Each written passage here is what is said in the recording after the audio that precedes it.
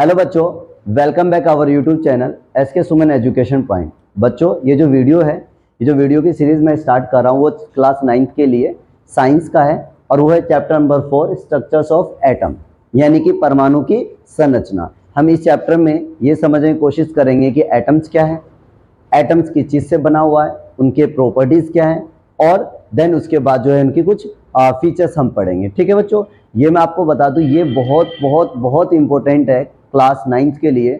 जिन बच्चों को आगे फिजिक्स और केमिस्ट्री को लेंगे, यानी बेसिकली केमिस्ट्री, हम साइंस लेंगे तो साइंस में केमिस्ट्री मस्ट इंपॉर्टेंट है, चाहे बायो लो या नॉन मेडिकल या मेडिकल ले लेंगे तो उसमें ये चैप्टर बहुत इंपॉर्टेंट रखता है। यानी ये फंडामेंटल ऑफ केमिस्ट्री है, यहाँ से केमिस्ट्री की दुनिया स्टार्ट होती है। अगर आपको यही नहीं आता है, फंडामेंटल्स नहीं आते, तो आगे आप केमिस्ट्री में बहुत सारी प्रॉब्लम फेस करेंगे। और सबसे पहला प्रॉब्लम तो इसी से, जो बच्चा साइंस नहीं भी लेना चाहता उसके लिए भी बहुत मस्ट इंपॉर्टेंट है, क्योंकि इसी से आगे जो चैप्टर आप 10th क्लास में जाओगे उसके 4 मेन चैप्टर है, जो 4 चैप्टर है केमिस्ट्री के, chapter 1st, 2nd, 3rd, 4th। First chapter है chemical equation and reaction, second है आपका acid base and salt, third होगा आपका metal and non metals and fourth होगा कार्बन कंपाउंड। ये चारों चैप्टर जो है बच्चों, ये चारों चैप्टर जो है इस पर बेस है। इसके एक और पार्ट है चैप्टर 3rd और 4th, दोनों मिलाकर जो है आपके लिए केमिस्ट्री का फाउंडेशन स्टार्ट करेगा। ठीक है बच्चों, सो आई होप कि आप इसको अच्छे से समझेंगे। Let's start with the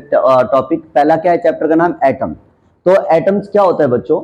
atom का मीनिंग है all matter is made up of small particles which can not be divide further. अच्छा, बहुत सारे लोग ये कहते हैं कि we can be divide by further proton and neutrons. नहीं, फिर प्रोटॉन्स अपना कोई प्रॉपर्टी लेके नहीं जा सकता, इन सबको मिलकर एक प्रॉपर्टी जनरेट हुआ है, तो सब एटम पार्टिकल्स है, लेकिन it can not be broken down. हम इस एटम्स को और ब्रेक नहीं कर सकते। So this is the tiny particles, इसीलिए इसको बोला गया है स्मॉल पार्टिकल्स। और इस पार्टिकल्स के सब एटॉमिक पार्टिकल्स है वो अलग चीज है, पर एटम क्या है? इस पूरे मैटर का, जैसे ये मैटर मान लीजिए, इसके जो सबसे सबसे स्मॉल पार्टिकल्स होंगे, उस पार्टिकल्स को जो सबसे लोएस्ट बना उसको हम क्या बोलते हैं? एटम। अगर आपको नहीं समझ आ रहा है तो जैसे कि हम ये बोलते हैं, जैसे हम लेते हैं स्कूल, लेते हैं स्कूल, क्या आपका एक मैटर है, स्कूल क्या आपका ये मैटर है। अगर आप स्कूल को तोड़ोगे तो क्या होगा? SCH, ये ब्रेक हो रहा है, राइट? ये सारे अलग अलग हो गए। अब आप फर्दर S को ब्रेक कर सकते हो? नहीं किया जा सकता ना। So this is known as the atom. यही S क्या है? इसका एटम। एक एग्जांपल समझ रहे हैं हम चीजों को कि एटम्स क्या है। जैसे ये पार्टिकल है हमारा, स्कूल एक पार्टिकल हो गया, जैसे शुगर हो गया, ऑक्सीजन हो गया, ये सब मान लेते हैं। उसके जो सबसे टेनी पार्टिकल्स है, उस टेनी पार्टिकल्स को क्या कहते हैं? जैसे आपने गोल्ड तो देखा है, ये गोल्ड है, ठीक है, गोल्ड बोल दिया हमने, गोल्ड।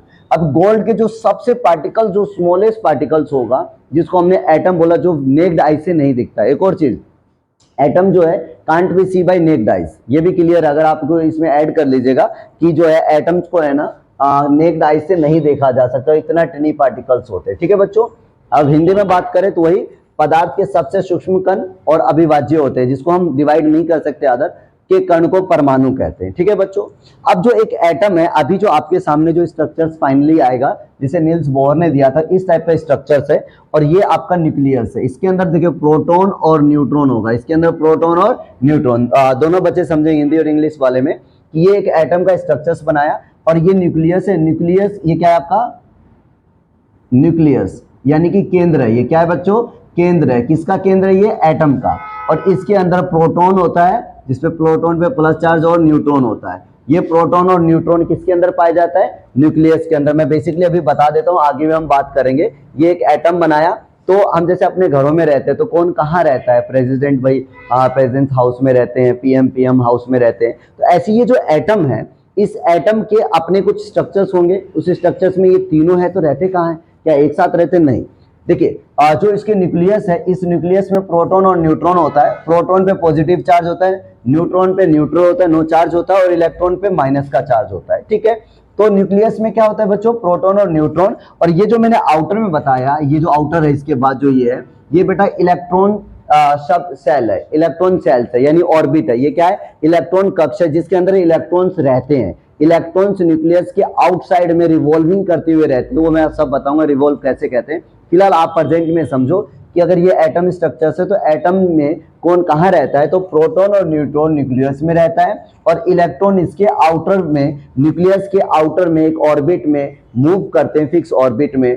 उसमें इलेक्ट्रॉन्स रहते हैं। कहाँ रहते हैं इलेक्ट्रॉन्स? इनके अंदर रहते हैं इलेक्ट्रॉन्स। ठीक है बच्चों, जैसे यहाँ पे इलेक्ट्रॉन, तो इनके आउटर में इलेक्ट्रॉन्स मूव करते हैं। ये मैं बताऊंगा कितने इलेक्ट्रॉन कितने ऑफ शेल में, 1 2 3 4 5 6, ये आपको बताऊंगा कि ये इलेक्ट्रॉन्स कितने में कितना होता है। ऑर्बिट शेल जब हम पढ़ाएंगे तो पढ़ेंगे। फिलहाल आप इतना समझे कि एक न्यूक्लियर एटम है, तो एटम के जो न्यूक्लियस होते हैं, जो केंद्र होते हैं, उसमें जो है प्रोटॉन और न्यूट्रॉन होते हैं और इलेक्ट्रॉन्स उसके आउटर में करते हैं। तो 3 सब पार्टिकल्स होते हैं। जो एटम है वो 3 चीजें, प्रोटॉन, न्यूट्रॉन और इलेक्ट्रॉन। ठीक है, प्रोटॉन पे पॉजिटिव चार्ज होता है, न्यूट्रॉन पे कोई चार्ज नहीं होता और इलेक्ट्रॉन पे क्या चार्ज होता है? नेगेटिव चार्ज होता है बच्चों। ठीक है, ओके। तो ये चार्ज और कहाँ क्या रहता है ये आपने देख लिया कि प्रोटॉन और न्यूट्रॉन दोनों न्यूक्लियस में होता है और इलेक्ट्रॉन उस न्यूक्लियस के ऑर्बिट में, उसके कक्षा, उसके चारों ओर एक निश्चित कक्षा होती है, फिक्स ऑर्बिट हो, तो उसमें ये रिवॉल्व करती रहती है। ठीक है बच्चों, तो ये 3 पार्ट्स है। अब जो इसमें आगे हम फर्दर पार्ट करेंगे, सबसे पहले हम जानेंगे कि प्रोटॉन की खोज कैसे हुई है। हिस्ट्री ऑफ एटम है, प्रोटॉन की किसने खोज की, न्यूट्रॉन की, इलेक्ट्रॉन्स की कितने की। ठीक है, चाहे आप सीरीज किसी भी तरीके से पढ़ लो कि पहले इलेक्ट्रॉन पढ़ लो या प्रोटॉन, डजेंट मैटर।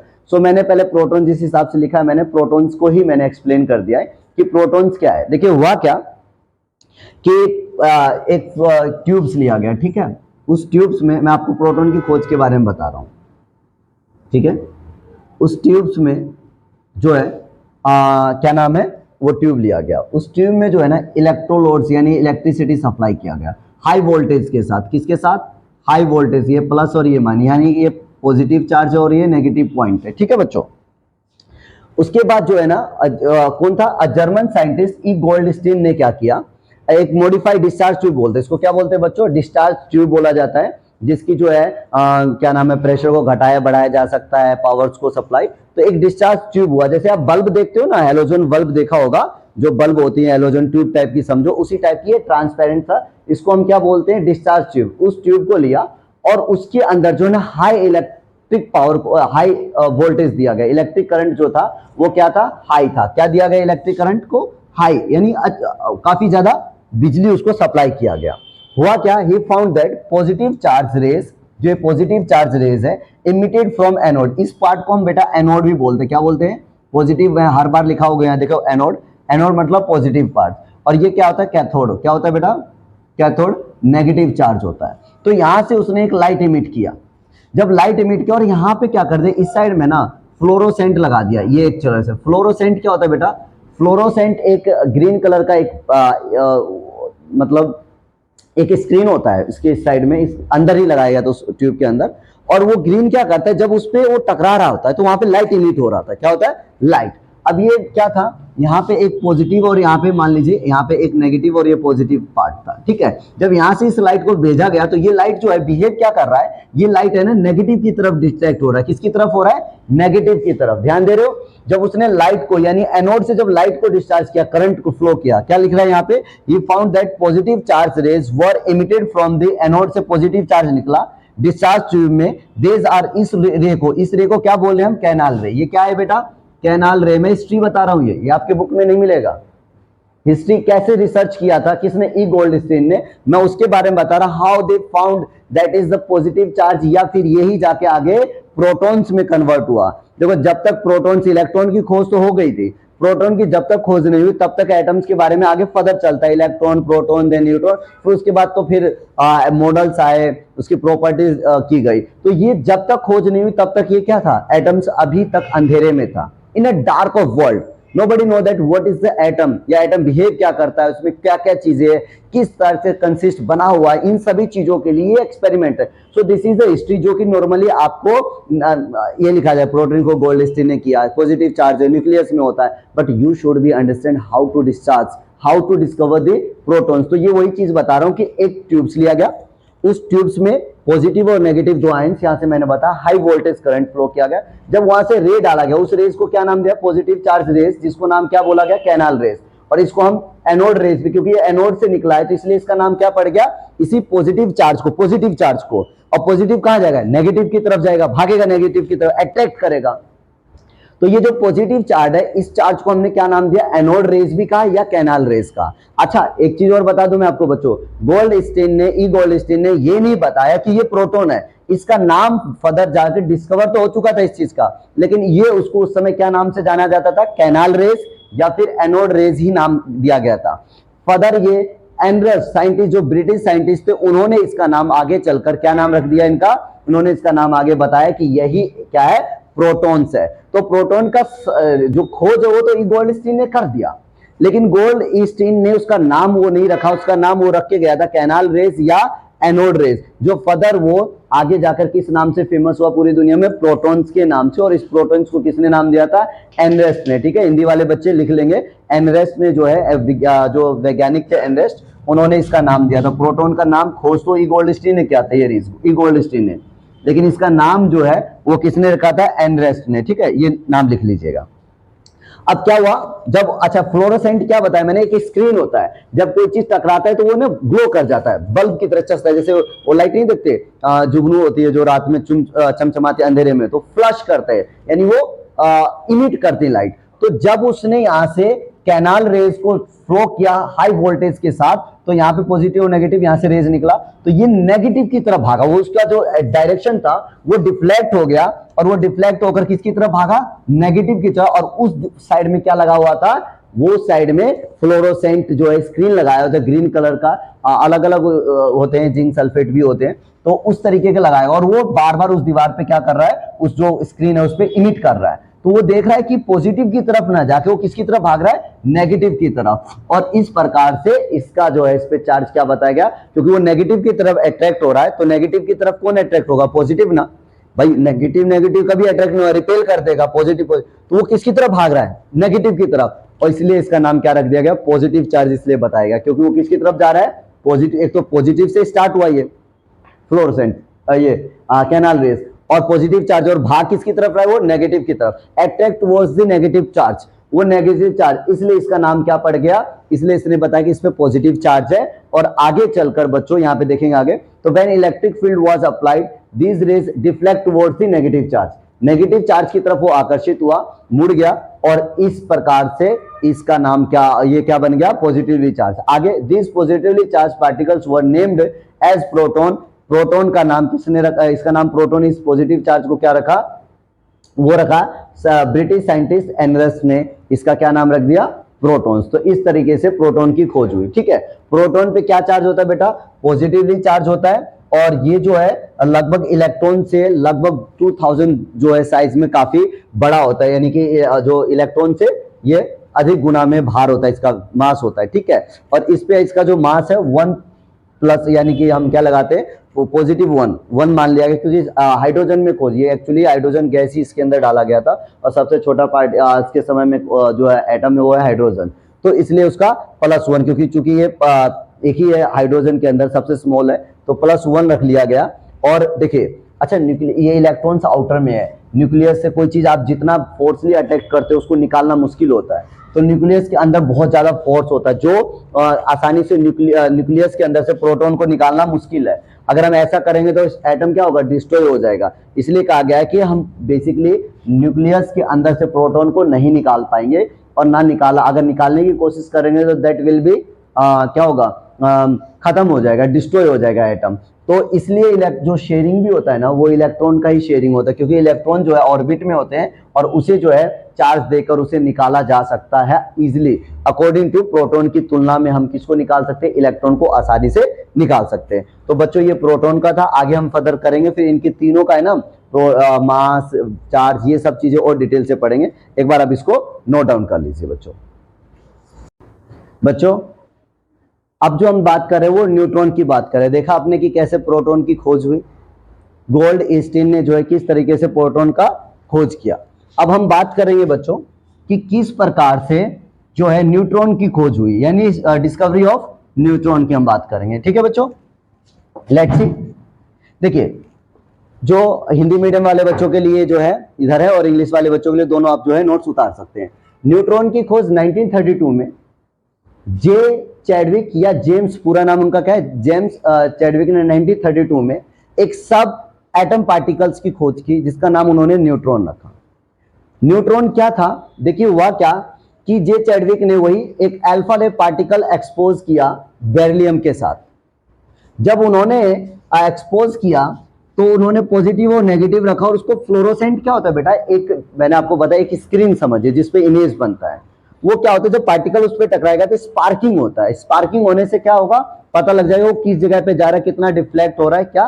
तो वो देखा क्या कि ना तो वो पॉजिटिव की नेगेटिव की तरफ अट्रैक्ट हुआ और ना ये पॉजिटिव की तरफ डिफ्लेक्ट हुआ, वो स्ट्रेट जा रहा है, स्ट्रेट जा रहा है। इसका मतलब क्या था कि उस पर कोई भी चार्ज नहीं। उनको ये लगा और उन्होंने उस एक्सपेरिमेंट में ये शो किया कि जो सब पार्टिकल्स है वो न्यूट्रल है, नो चार्ज है, ठीक है। और उनका उन्होंने नाम क्या रख दिया, न्यूट्रॉन रख दिया। अच्छा, उसका जो मास है उन्होंने देखा कि मास जो है वो इक्वल ऑफ प्रोटॉन के इक्वल है, न्यूट्रॉन का मास। एक्चुअली उन्होंने ये कैसे प्रूव किया, देखिए जब उन्होंने स्टडी किया या जो हो रखा था, उनको ये पता था कि मास जो इलेक्ट्रॉन का जो मास है वो लगभग ना के बराबर है, नील है, इन्फिनिटी मान लीजिए, यानी ना के बराबर है। यानी कि एज्यूम बहुत बहुत बहुत कम है इलेक्ट्रॉन का मास, जिसको अगर काउंट ना भी करेंगे तो चलेगा। फिर प्रोट और उसके बाद जो एटम्स के न्यूक्लियस है, सारा मास जो है उस एटम के अंदर किसके अंदर पाया जाता है, न्यूट्रॉन में, सॉरी न्यूक्लियस के अंदर पाया जाता है। अच्छा, उसके बाद उन्होंने न्यूक्लियस में क्या देखा, प्रोटॉन है। प्रोटॉन का मान लीजिए कि 2 प्रोटॉन है, जैसे हीलियम लेते हैं हम, चलो हीलियम में बेटा कितना इलेक्ट्रॉन होता है, 2। प्रोटॉन भी कितना होता है, 2। हमने एक प्रोटॉन को 1 यूनिट मास माना है, ठीक है, 1 प्लस बताया था 1 यूनिट। तो 2 प्रोटॉन है इसका, तो इसका मतलब इसके ऊपर मास क्या होना चाहिए, 2u होना चाहिए, यानी u या amu। बाद में बताऊंगा amu क्या होता है। लेकिन हीलियम का 2 नहीं है, 4 है। एक्चुअल इसका जो मास है वो कितना है, 4u है। अच्छा 4u है, लेकिन प्रोटॉन तो किसके बताए, तो प्रोटॉन के अंदर 2 यूनिट है, तो 2u होना चाहिए, तो 4 कैसे हुआ। और एक चीज उसने बताया कि जो where is mass, these particles had about the same mass as proton carry। जो प्रोटॉन है उस प्रोटॉन के इक्वल मास है। यानी यहां पे भी वो बात सही लग रहा है उसको, क्योंकि वहां पे मास तो 2 होना चाहिए, क्योंकि 2 यूनिट है, 2 प्रोटॉन है, लेकिन उसका जो मास है एग्जैक्ट वो लगभग 4 के पास है। तो इस कैलकुलेशन से उन्होंने पाया कि जो है न्यूट्रॉन जो है वो किसके मास के इक्वल है, प्रोटॉन के मास के इक्वल है। और उन दोनों का सम जो है कहां होता है, न्यूक्लियस में। तो न्यूक्लियस के अंदर तो एटम का लगभग सारा जो मास है वो कहां पाया जाता है, न्यूक्लियस में। और न्यूक्लियस में प्रोटॉन और न्यूट्रॉन था, ये तो हो चुका था। सो इस प्रकार से उन्होंने देखा कि प्रोटॉन और न्यूट्रॉन का मास जो है लगभग वी कैन से कि एग्जैक्ट होते हैं, अप्रोक्स सेम होता है अकॉर्डिंग टू दिस। उन्होंने फिर उसको बताया आगे, they are present in the nucleus along with the protons. क्योंकि अब उसने ये कैसे बता दिया कि जो है न्यूक्लियस इसके अंदर है, सॉरी जो न्यूट्रॉन है वो न्यूक्लियस के अंदर, वो कैसे बताया, क्योंकि आपको बताया कि एटम का सारा मास उसके न्यूक्लियस के अंदर है। और न्यूक्लियस में प्रोटॉन का मास तो निकाल दिया कि भाई 2 है, और उसका मास उससे डबल है। इसका मतलब न्यूट्रॉन जो है वो कहां है, किसके अंदर है, न्यूक्लियस के अंदर है। इस प्रकार से जेट चैडविक ने बताया कि एक तो इक्वल ऑफ मास, क्योंकि बेरिलियम का भी आगे आप पढ़ोगे तो इक्वल, तो उसने देखा कि मास जो है पूरे एटम का वो न्यूक्लियस के अंदर, और उसमें क्या पाया जाता है, प्रोटॉन। प्रोटॉन तो पहले ही डेवलप हुआ था, और न्यूट्रॉन और प्रोटॉन का मास भी इक्वल है, और मास जो देख रहे हैं न्यूक्लियस का वो डबल हो रहा है। तो इसलिए उन्होंने बताया कि जो न्यूक्लियस के अंदर क्या प्रेजेंट है, प्रोटॉन के साथ साथ न्यूट्रॉन भी है, और उन दोनों का सम जो है लगभग किसके इक्वल होगा, प्रोटॉन और न्यूट्रॉन के जो है मास के इक्वल जो है एटम का मास है। एक और चीज आगे उन्होंने बताया कि neutron are present in the nucleus of all atom except hydrogen. बेटा आप एक चीज ये ध्यान रखना, एक नंबर का क्वेश्चन कहीं पे भी कि इन विच एटम हैव नो न्यूट्रॉन, ठीक है। तो मात्र एक ऐसा एलिमेंट है जिसके अंदर न्यूट्रॉन नहीं पाया जाता, वो है हाइड्रोजन। हाइड्रोजन आप जब देखोगे आपके चार्ट बने होंगे तो उस हाइड्रोजन की जगह पे ऐसा फिलअप लगा होगा। जब न्यूट्रॉन का आप चार्ट पढ़ोगे आगे चल के, तो इसका मतलब है एब्सेंट होना। तो इसका मतलब क्या है, एक चीज की न्यूट्रॉन जो है वो हाइड्रोजन में नहीं मिलता है, ठीक है। As proton and neutron are both present in the nucleus, they are together known as nucleus. और प्रोटॉन और न्यूट्रॉन दोनों जो है किसके अंदर पाए जाते हैं, न्यूक्लियस में, इसलिए इसको हम क्या कहते हैं, न्यूक्लियस बोलते हैं, ठीक है बच्चों। तो ये आपका न्यूट्रॉन था, एक बार इसकी आप स्क्रीनशॉट ले लीजिए। फिर जो है हम इलेक्ट्रॉन्स के बारे में पढ़ते हैं, इलेक्ट्रॉन्स की कैसे डिस्कवरी हुई है वो हम पढ़ते हैं। बच्चों इलेक्ट्रॉन्स अभी आपने हमने जो अभी तक पढ़ा है वो हमने क्या पढ़ा, एटम, सब पार्टिकल्स। सब पार्टिकल्स 3 टाइप्स के होते हैं, इलेक्ट्रॉन 3 होते हैं टाइप्स ऑफ, इलेक्ट्रॉन, प्रोटॉन और न्यूट्रॉन। डिस्कवरी ऑफ प्रोटॉन कर चुके हैं, डिस्कवरी ऑफ न्यूट्रॉन। अब लास्ट एक और सब पार्टिकल्स है जिसको हम इलेक्ट्रॉन बोलेंगे। प्रोटॉन न्यूट्रॉन की हमने डिस्कवरी कर लिया। अब क्या है, इलेक्ट्रॉन्स के।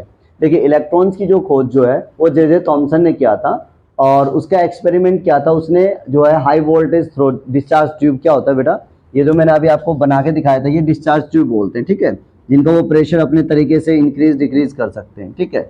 उसके बाद इसमें हाई वोल्टेज करंट इसके साथ फ्लो किया, इसके साथ करंट जोड़ दिया गया हाई वोल्टेज, ठीक है। अब क्या हुआ, एक तरफ यहाँ से पॉजिटिव चार्ज और ये नेगेटिव, जैसा अभी मैंने आपको जो पहले एक्चुअली इलेक्ट्रॉन की खोज हुई थी उसी का कॉपी उल्टा जो है ई गोल्डस्टीन ने कर दिया, और उसने जो है वहां पे न्यूट्रॉन की खोज करती, ठीक है। तो हम पढ़ रहे हैं कि इलेक्ट्रॉन्स की खोज कैसे की, जे थॉमसन ने किया था, और इसको क्या किया, सेम डिस्चार्ज ट्यूब लिया, उसके बाद उसके अंदर जो है नेगेटिव पार्ट से, नेगेटिव साइड से जो है इलेक्ट्रॉन, यहाँ पे एक चार्ज लगाते पॉजिटिव और नेगेटिव, एक रे भेजा, जिसे हम क्या बोलते हैं, इसको कैथोड रेज बोलते हैं। क्या बोलते हैं, कैथोड रेज। कैथोड रेज को हाई वोल्टेज के साथ भेजा गया, और जब यहाँ पे दो चार्ज था तो ये क्या हुआ, ये जो है नेगेटिव था और किसकी तरफ ये डिफ्लेक्ट हो रहा था, पॉजिटिव की तरफ। किस तरफ हो रहा था, पॉजिटिव की तरफ। So J Thomson perform an experiment by passing electricity at a high voltage through discharge tube, this is known as discharge tube, इसको हम बोलते हैं। उसमें करंट भेजा, containing a gas at very low pressure, इसके अंदर जो गैस था बहुत कम प्रेशर पे, बहुत लो प्रेशर रखा गया। एक green fluorescent was set emitting out of other end of discharge, इधर से भेजा और दूसरी तरफ इस साइड में क्या कर दे रहा, फ्लोरोसेंट जो एक ग्रीन कलर का एक पर्दा जैसे समझते हो स्क्रीन सा होता है वो लगाया गया, और वहां पे वो इमिटिंग ऑफ लाइट, जब वो देख रहा तो लाइट को जब भेजा तो वो सीधी, क्योंकि आपको पता लाइट ट्रेवल स्ट्रेट कैसे मूव करता है, स्ट्रेट, लेकिन ये क्या हो रहा है, स्ट्रेट ना जाके वो राइट साइड की तरफ क्या हो रहा है, डिफ्लेक्ट हो रहा है। क्या हो रहा था, deflect. This fluorescence is the result of rays emitted from the cathode rays toward the anode discharge tube, और ये किधर जा रहा था, वो एनोड की तरफ, पॉजिटिव धनात्मक की तरफ, यानी जब ये ऋणात्मक कैथोड से जो भेजा गया, तो ये बेटा हिंदी में भी इसको कैथोड बोलते हैं और इंग्लिश में भी, ठीक है। और ये एनोड है, तो एनोड हिंदी और इंग्लिश सेम होता है, इसलिए हिंदी और इंग्लिश के लिए जो है अलग वर्ड इनका यूज तो हम नहीं करेंगे। हाँ, हिंदी में इसको ऋणात्मक और धनात्मक, जो नेगेटिव चार्ज पॉजिटिव, तो जो यहाँ से कैथोड रेज को जो पास किया तो वो एनोड की तरफ जाकर वो टकरा रहा था, तो इससे ये रिजल्ट निकला। इस रे को हमने क्या नाम दिया, कैथोड से निकला इसलिए कैथोड रेज, और आगे चल के इसी कैथोड रेज को क्या बोला गया, इलेक्ट्रॉन बोला गया, जिसकी खोज जे थॉमसन ने की। तो आप इलेक्ट्रॉन्स के बारे में क्या समझे कि इलेक्ट्रॉन जिसकी खोज जे थॉमसन ने किया, उस पर नेगेटिव चार्ज होता है, किसे, इसे, हाँ, इट रिप्रेजेंट बाई इलेक्ट्रॉन, ही हमें इसे कैसे प्रेजेंट करते हैं, it represent by E minus, क्योंकि इलेक्ट्रॉन्स पे क्या साइन होता है, नेगेटिव का होता है, तो ई माइनस यानी नेगेटिव इलेक्ट्रॉन्स शो करते हैं, इसको इस तरीके से रिप्रेजेंट किया जाता है, ठीक है। और इसका जो है आगे आप लिखना चाहो तो लिख लो, इट हैज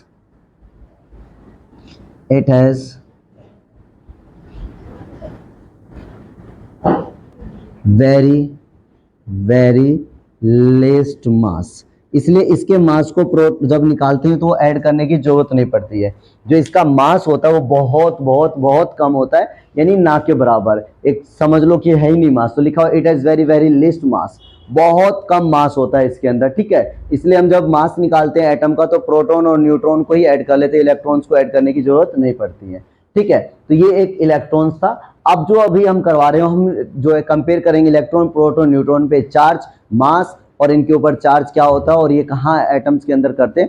एक बार हम जो है शॉर्टकट में चार्ट्स में समझेंगे कि इलेक्ट्रॉन, प्रोटॉन, न्यूट्रॉन में तीनों में क्या डिफरेंस है, ठीक है बच्चों। एक बार आप इसका जो स्क्रीनशॉट ले लीजिए, फिर इसका हम चार्ट बनाते हैं। बच्चों अभी तक जो हमने इलेक्ट्रॉन, प्रोटॉन, न्यूट्रॉन की हिस्ट्री पढ़ी थी, उसके अंदर देखिए उनका मास होता है, सिंबल हमने पढ़ा, ठीक है। तो वो जो मास मैंने उसमें जो है जैसे क्या नाम है, आप उसमें देखोगे जैसे चार्ज के बारे में नहीं बताया, मास के बारे में, तो वो आप जो है इस चार्ट के अकॉर्डिंग इसको याद कर लेंगे। इससे रिलेटेड एक एक नंबर के बहुत सारे क्वेश्चन आते हैं, तो वो सिर्फ हिस्ट्री था, और इसके अंदर जो आपका न्यूमेरिकल्स है वो इसके अंदर मैंने करवाया। क्या है कि प्रॉपर्टीज ऑफ इलेक्ट्रॉन, प्रोटॉन और न्यूट्रॉन का कंपैरिजन है, एक चार्ट बनाया। ये वाला जो बच्चों यहाँ ना बना के आप इस साइड में बना लेना, इसके बगल में बना लेना, ठीक है ना, क्योंकि मेरे पास उधर जगह नहीं बचा था, तो फिर मैंने ये इस साइड लिख दिया है। ये ऑब्सोलेट चार्ज जो रिलेटिव चार्ज के बगल में डाल दीजिएगा, ठीक है। देखिए रिलेटिव चार्ज क्या होता है, या रिलेटिव जो वर्ड है, जो हमने मान लिया उस समय, हमने माना कि इसको, क्योंकि सबसे छोटी ये बात जो सारा हाइड्रोजन पे चल रहा था, तो हाइड्रोजन में इलेक्ट्रॉन सबसे छोटा है, तो हमने माना एक इलेक्ट्रॉन को किसके ऊपर, क्योंकि उस पर नेगेटिव चार्ज है, 1 मान के -1 लगा दे, ये रिलेटिव होता है। फिर उसका रियल चार्ज आपको पता है, कूलाम ने डिस्कवर किया था, तो 1 इलेक्ट्रॉन पे कितना चार्ज होता है, ये होता है। तो इस तरीके से हम जो है रिलेटिव और एब्सोल्यूट पढ़ेंगे। सबसे पहले सब पार्टिकल्स, इलेक्ट्रॉन, प्रोटॉन और न्यूट्रॉन, ठीक है बच्चों, 3 पार्टिकल्स होते हैं। इनका सिंबल है, इलेक्ट्रॉन को किससे दर्शाते हैं, E- से, प्रोटॉन को प्लस से, न्यूट्रॉन को N से, ये हम सिंबल से रिप्रेजेंट करते हैं। अगर इसका जो एडिंग है अगला है, लोकेशन इन द एटम, ये जो सब पार्टिकल्स है ये कहाँ होते हैं, ये इलेक्ट्रॉन, प्रोटॉन, न्यूट्रॉन कहाँ मिलेंगे। तो आपको बताया था कि इलेक्ट्रॉन जो होता है ये केंद्र के बाहर, जो केंद्रक होता है, केंद्र या न्यूक्लियस केंद्रक के बाहर होता है, आउटसाइड द न्यूक्लियस, जो एटम का न्यूक्लियस उसके बाहर ये रिवॉल्व करता है। और प्रोटॉन और न्यूट्रॉन दोनों इनसाइड द न्यूक्लियस, केंद्र के अंदर, और इनसाइड द न्यूक्लियस न्यूट्रॉन भी केंद्र के अंदर होता है, ये भी आपको पता था। जब हमने डिस्कवर किया था तो हमने मान लिया था एक इलेक्ट्रॉन है और इस इलेक्ट्रॉन पे नेगेटिव चार्ज है, तो हमने उसको उस समय रिलेटिव चार्ज बोलते हैं, उसे आपेक्षिक चार्ज, तो हमने क्या मान लिया, -1, ठीक है। और इस पे क्या था, प्रोटॉन पे पॉजिटिव चार्ज आएगा, सॉरी इसके लिए प्रोटॉन पे क्या था, पॉजिटिव, तो हमने प्रोटॉन के मास को क्या मान लिया, 1+ मान लिया, और न्यूट्रॉन पे कोई चार्ज था ही नहीं तो उसको 0 मान लिया, यानी था ही नहीं उस पे चार्ज। रिलेटिव मास जो हम बात करते हैं, तो इलेक्ट्रॉन का जो मास था प्रोटॉन के 1840 था, तो 1/1840 लिख लिया, ठीक है बच्चों। और इसका क्या नाम होता है, एएमयू क्या है, यूनिट ऑफ मास होता है, एटॉमिक मास ऑफ यूनिट। क्या होता है, आपने देखा होगा यू लिखे, आगे हम जो है ना, या तो एएमयू लिख लो या इसकी जगह पे ओनली यू भी लिख सकते हो, ठीक है ना। हम एएमयू भी लिख सकते हैं और यू भी लिख सकते हैं। तो ये 1/1840 न्यूट्रॉन के इक्वल था, प्रोटॉन के इक्वल, तो 1840 यूएमयू कहते हैं, ठीक है। न्यूट्रॉन, हमने प्रोटॉन को क्या माना था, 1, तो 1 मान लिया, और न्यूट्रॉन की भी वैल्यू 1 थी, यानी ये प्रोटॉन और न्यूट्रॉन से 1840 टाइम छोटा है। समझ आ रहा है, इतना छोटा है इलेक्ट्रॉन, इसलिए इलेक्ट्रॉन को 1/1840 क्या, क्योंकि हमने एटम, अगर प्रोटॉन को 1 मानते हैं, न्यूट्रॉन दोनों मास में इक्वल था, तो ये इलेक्ट्रॉन इसकी तुलना में 1840 टाइम छोटा है, इसलिए 1840 लिखा गया है, ठीक है बच्चों। उसके बाद आता है एक्चुअल मास, जो इसका होता है एक्चुअल मास, वो केजी में है, तो 9.1 इंटू 10⁻31 केजी। सपोज करो बहुत बहुत बहुत छोटा होता है, यानी -31 पॉइंट में लगाओ, यानी ये नंबर इसके बाद 0.31 पॉइंट के बाद आएगा, 0.0000031 तक, तब जाके 9 कुछ केजी आएगा, बहुत बहुत छोटा होता है, ठीक है। अच्छा, अगर हम प्रोटॉन की बात करेंगे तो प्रोटॉन पे कितना होता है बच्चों, 1.673 10⁻27 केजी, अप्रोक्स में इससे थोड़ा ज्यादा बड़ा होता है मास का, इसका काफी कम होता है, ये 1000 टाइम्स कम हो रहा है, देख रहे हो, 1000 जैसे लगभग 1000 जो है कम हो जाता है टाइम्स में, उससे भी ज्यादा चला जाता है, ठीक है। अच्छा, न्यूट्रॉन का भी मास लगभग देख रहे हो, इससे मिलता जुलता है, सिर्फ क्या है, यहाँ 675 है, 3 और 75 है, तो न्यूट्रॉन का जो है एक्चुअल मास ये होता है, ठीक है, ये कर लीजिएगा। अच्छा, ऑब्सोलेट में क्या होता है, नहीं यही वैल्यू है बच्चों, सिर्फ उसमें क्या कर दिया जाता है, ग्राम में कन्वर्ट कर देते, तो अगर ग्राम में कन्वर्ट करोगे तो 1000 ऊपर लगेगा, तो 3 जीरो कम हो जाएगा, तो सारी की सारी वैल्यू में 3 जीरो, यानी जो ऑब्सोलेट और एक्चुअल में सेम फर्क है, सिर्फ ग्राम में कन्वर्ट हो गया, और ग्राम में 3 पॉजिटिव जीरो, यानी 3 जीरो से जब हम मल्टीप्लाई करेंगे 1000 से, तो इसमें से 3 कम हो जाएगा, तो 28 बचेगा, 24 और 24, तो ये ऑब्सोलेट हो गया, ठीक है। एक्चुअल और ऑब्सोलेट में कोई फर्क नहीं है, एक्चुअल में हम केजी में कन्वर्ट करते हैं, और ऑब्सोलेट जो होता है सापेक्षिक, उसको हम ग्राम में कन्वर्ट करते हैं। ग्राम में आप कहोगे सर ग्राम में है तो वो पॉइंट में, देखो यहाँ पे क्या है, 9.1 इंटू 10⁻31 है, ठीक है, क्योंकि केजी से ग्राम में जाएंगे तो ऊपर मल्टीप्लाई करेंगे, 3 जीरो इसमें से हटाओगे तो कितना बचेगा, 10⁻28, ठीक है। इस तरीके से 3 जीरो तीनों में से हट जाएंगे, ठीक है। एक्चुअली आपको पता हो कि जो है कूलाम जो है 10th क्लास में आप पढ़ोगे चार्ज के जो डिस्कवरी थी, एक कूलाम एक साइंटिस्ट है, मैं नाम अभी भूल रहा हूँ, तो उन्होंने डिस्कवर किया था, तो चार्ज उन्होंने बताया कि एक इलेक्ट्रॉन पे एक्चुअल चार्ज होता है 1.6 इंटू 10⁻19 कूलाम, लेकिन नेगेटिव चार्ज होता है। ये चार्ज का वैल्यू है, कूलाम बोलते हैं इसको, 1.6 इंटू 10⁻⁻19 कूलाम, C4 कूलाम। और ये नेगेटिव चार्ज होता है क्योंकि इलेक्ट्रॉन पे कौन सा चार्ज है, नेगेटिव है। और प्रोटॉन पे सेम चार्ज है, एग्जैक्ट चार्ज दोनों में सेम है, लेकिन फर्क है कि वो नेगेटिव और ये पॉजिटिव है। और आपको पता है न्यूट्रल में कोई भी चार्ज नहीं होता, इसलिए न्यूट्रॉन, इसलिए इसको हम न्यूट्रल बोलते हैं। न्यूट्रॉन में क्या होता है, कोई भी चार्ज नहीं है, इसलिए इसको हम क्या बोलते हैं बच्चों, न्यूट्रल या उदासीन बोलते हैं। ठीक है, तो ये एक चार्ट था, ये कंपैरिजन था, तो इसको आप पढ़ेंगे। जो मेरा जो ये चार्ट बनाने का पर्पस ये था, इनके कंपैरिजन, और पेपर में इनसे रिलेटिव एक मार्क्स के बहुत सारे क्वेश्चंस आते हैं। ठीक है, तो ये चार्ट आप अच्छे से समझ लेंगे, कंपैरिजन कर लेंगे इनको, और याद करना बहुत जरूरी है। ये आएंगे पेपर, इससे रिलेटिव क्वेश्चन कुछ भी पूछा जा सकता है। ठीक है बच्चों, और इस तरीके से मैं पार्ट 1 यहीं खत्म करता हूँ, जिसमें हमने जो है एटम के सब पार्टिकल्स और उनकी डिस्कवरी की, हिस्ट्री ऑफ सब पार्टिकल्स कैसे कैसे खोज किए गए थे और उनकी प्रॉपर्टी, ये हमने कंप्लीट किया। एंड फर्दर पार्ट में हम और जो है इसके आगे जो है हम करेंगे। ठीक है बच्चों, इसको एक बार नोट डाउन कर लीजिए। ठीक है, पढ़ते रहिए, मस्त रहिए और माँ बाप की सेवा करते रहिए। जय हिंद बच्चों।